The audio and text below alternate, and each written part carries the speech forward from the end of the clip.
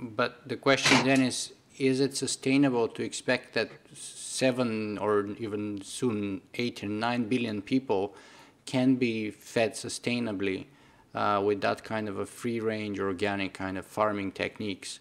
I don't know the answer to that question. I think it's an experiment that's worth embarking upon, and I think there's enough land. I think there's to be able to do that, and I think that hopefully, I think it might be just a matter of initiative, of ensuring that there's going to be an equitable distribution of these sorts of foodstuffs, and that like I said, I think it's an experiment worth embarking upon to see if we can do it. I don't think we actually really have much of a choice. Mm-hmm. And secondly, what I'll say is there also needs to be some technological intervention here, and I do hold great faith, for example, in the possibility of artificial meat or lab-grown meat, where we are talking about actual meat protein in a proper sense, but that we develop the requisite technologies not just to develop it such that it's tasty, that it has the same texture, and of course, very importantly, it has all the beneficial qualities from a health perspective that we want out of that meat, but that we can also mass produce it. Because as I understand it, we kind of can sort of do it in labs and petri dishes and maybe kind of make it taste a little bit good. But what we cannot do is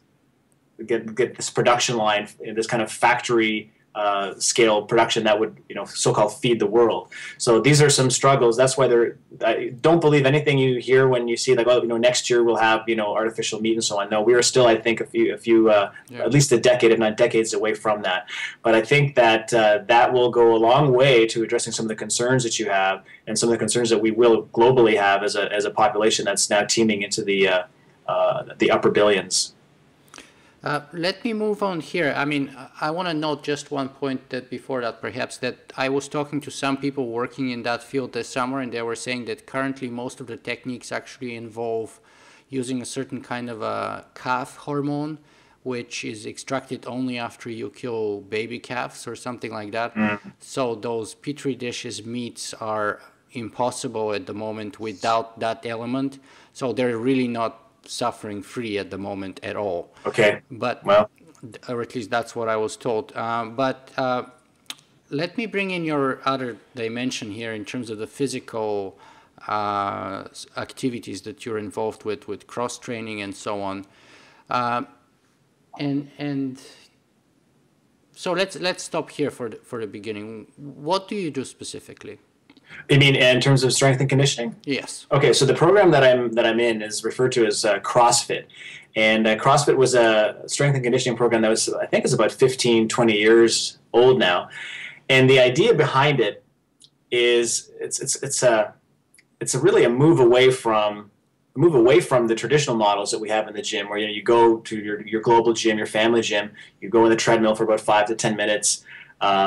You do some stretching perhaps, then you go to the back and you do isolation movements. So today I'm going to work on my biceps, and then tomorrow I'm going to work on my legs, and so on. Maybe take a rest day in between all this. That's starting to be, I think that's more a bodybuilding culture. That was the split system, yeah. I used to do that when I was 18 and 19. So you can blame Arnold Schwarzenegger and company on the change. On 2 right. plus 1. That's it exactly. Yeah. And what we have found is that it doesn't really work in terms of overall fitness. And this fellow named Greg Glassman, he as the story goes, started to develop these movements and workouts that are highly varied. So every day you're doing something different, and they're also what are referred to as compound movements. So you're not working, let's say, on your arms only. These movements are all very highly specialized in the sense that you're working almost your whole body. And I'll give you one example, is the thruster. So the thruster is a move where you have, and again, there's a lot of weightlifting, and specifically Olympic weightlifting in CrossFit. You take the bar at your rack position here. Typically for guys, it'd be about anywhere from 95 pounds through to 135 pounds, and you take it from a standing position, you go to a full squat. There's a lot of squatting in CrossFit, so if you don't like squatting, you're probably not going to like CrossFit, but you're going to have to get over it. And then from a full squat, you have to then thrust yourself up and lift the bar overhead, and then come back down again to a full squat. That is an incredibly demanding movement. It's you're using your whole posterior chain, and it's cardiovascularly demanding, and of course you need strength both in terms of your legs and your arms, and absolutely most fundamentally in your core. One thing that astounds non-CrossFitters is that we don't actually focus on core at all. I mean, sometimes we'll have sit-ups in the workout, but for the most part, all of the movements that we do, whether it be box jumps or even so it's the rowing that we do, because we do some rowing work, or whatever it might be. You're constantly engaging your core and your abdomens, and you'll see people, walk out of that gym with 6-pack abs, and because they've not focused at all on their core. It's just the result of working compound movements. So in addition, and unlike any other fitness program, it actually defines what fitness means. The ability to do an increasing amount of work over a decreasing time domain, so they're specific in that sort of a sense. And they also define specific areas of fitness that it's meant to tackle. So there's strength, there's cardiovascular, there's agility, balance, stamina.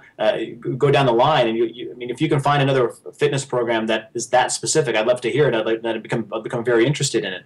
But it's the specificity of CrossFit and its approach that not every workout's going to tackle all of these, but over the course of months and months of doing CrossFit, being that every day your workout is different, you're going to tackle all these different elements, and you'll find some astounding results, both in terms of, again, your cardiovascular endurance, your stamina, even your agility, your balance. And the way they do this is through 3 primary areas. There's the Olympic weightlifting that we do. We do gymnastics, so we do ring work. We do work on on monkey bars type things, and then of course there's the cardiovascular aspect. So we will do some running, and we'll do some work on the rowers and so on. So it's worked for me personally. CrossFit's not without its critics, because it can be pretty tough on the body. But I think, like anything, you have to be smart about it. Take your rest days. Don't necessarily feel that you have to go all out, 100% out every single time.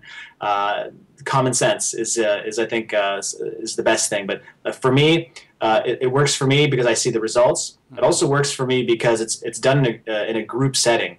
One of the problems that I've always had is working individually when it comes to exercise.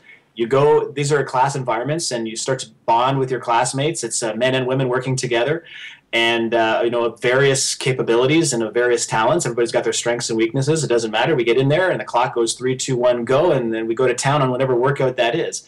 And to be like, even today, I just got back from the gym. It was packed. Like, we had maybe about 30 people in there, and it's just a racket of noise, of bars being dropped, people shouting, people screaming, and the music is cranked. And it's just like, that's what I thrive off that. It's just tremendous. And you're damn right I'm going to be back the next day to do that, as opposed to that kind of antiseptic, quiet elevator music environment you get, in the traditional gyms. So this is vastly removed from that. Yeah. So that's my routine and why I've been sticking with CrossFit. This is now the 4th year that I've been doing it. No looking back now. Fantastic. So let me reveal my evil plan here now. Well, those two general questions, one about your diet and one about your fitness, were kind of aimed at sort of creating the context of this question, which is this.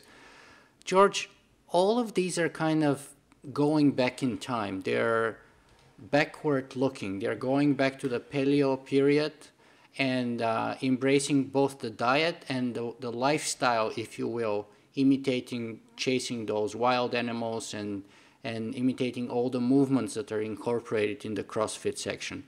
At the same time, you're a transhumanist, meaning transhumanism is all about the future. It's all about embracing the next step of technology, embracing what's new and incorporating it and turning the old into the new one, by abandoning the old one quite often on the way, one way or another. And yet, in your personal life, it looks like you're embracing those kind of age-old systems. Is there not a contradiction somewhere there? And you're right. Even the CrossFit, it prides itself on these kinds of ancestral movements, if you will. It's pulling, jumping, dragging, and there's an emphasis on the kinds of movements that we would have in a natural state, as these kinds of Paleolithic creatures. So you're right, even the eating and the exercise is definitely a seeming step back. And it's something that's, obviously not lost on me as a transhumanist, and I sometimes wonder, like, am I looking in the wrong direction here? But ultimately, what I'm looking for is efficacy. And it doesn't matter to me, if it's a cybernetic implant, or if it's omega-3 fatty acids, or if it's box jumps at the gym. If it works, if it's optimizing my health and wellness, then you're damn right I'm going to be interested in it. I have no bias. I think maybe transhumanists have they're so technophilic that there's a bias towards all technologies that anything that's old must be bad and old-fashioned and ineffectual, and anything that's novel and good, novel and cutting edge, that's got to be good for you. I think that's clearly overly simplistic. What I'd like to think, though, is moving forward, and I do still consider myself very much a progressive and a transhumanist, and I'm constantly wanting to, exceed the limitations of human capacity, is to combine the best of both worlds. So now that, let's say I've got my diet dialed in and my fitness dialed in, now what else can I do? Perhaps it's maybe more augmentative in that sense. So, for example, experimenting, let's say, with some nootropics. That I think is definitely let's say, paleo or non-ancestral, and definitely looks to technology. So my recent thing is choline, and seeing what that will do in terms of my focus and concentration. And the early results with that have been very positive. So in that sense, again, the quantified self aspect, and looking at some new things, I'm definitely in favor of that. And of course, one cannot deny, as well as transhumanists, many of us were early adopters. We're pretty much right there when a new advancement is released, or whether it be a new app or a new way to network with people, to kind of thrive off the synergistic effects of, let's say, some new technologies. We are the first ones that are there. There's no question about it, and that's absolutely transhumanistic. It may be exosomatic in the sense that it doesn't, it's not part of my body's capacity, but hey. Look, there's post-humanism and there's post-humanism, and both are very valid. And the post-humanism, from the academic sense, is the suggestion that we are increasingly offloading ourselves and our capacities and our mind even to our externalities. That's absolutely true. That is what we're doing. So to be a transhumanist and to think completely from an insular perspective of the flesh and the flesh barrier is a terrible mistake. The blurring lines between our bodies and our environment are getting increasingly blurrier. And in other words, what I'm trying to say here is we need to constantly even look at those things that we don't consider to be technologically or an enhancement specifically, but they are in fact enhancing and augmenting the way we think, the way we relate, and the way we communicate. There's no question about it. So at the same time, this is why trying to put this idea out there of primal transhumanism, is that you can still be a progressive, you can still look to exceed your capacities, and at the same time look toward more traditional means of doing so.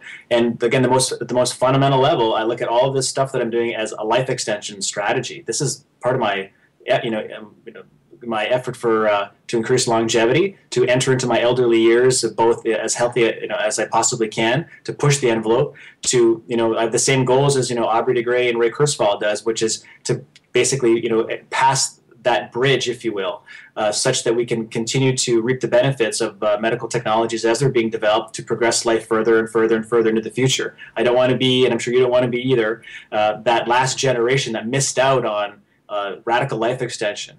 And because maybe it'll come into effect in the year 2065 or 2085. We don't know that. There's so many wild cards that are in play here, both in terms of sociopolitics and in terms of the medical technologies and the rate of development.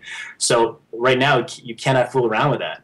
And we know what's at stake as transhumanists. We know what's at stake as those that are interested in the singularity and the rise of AI. We know what kind of a future may await us in terms of how spectacular it could be.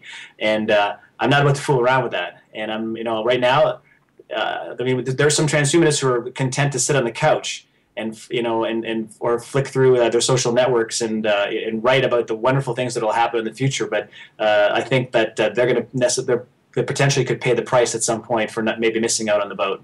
Mm-hmm.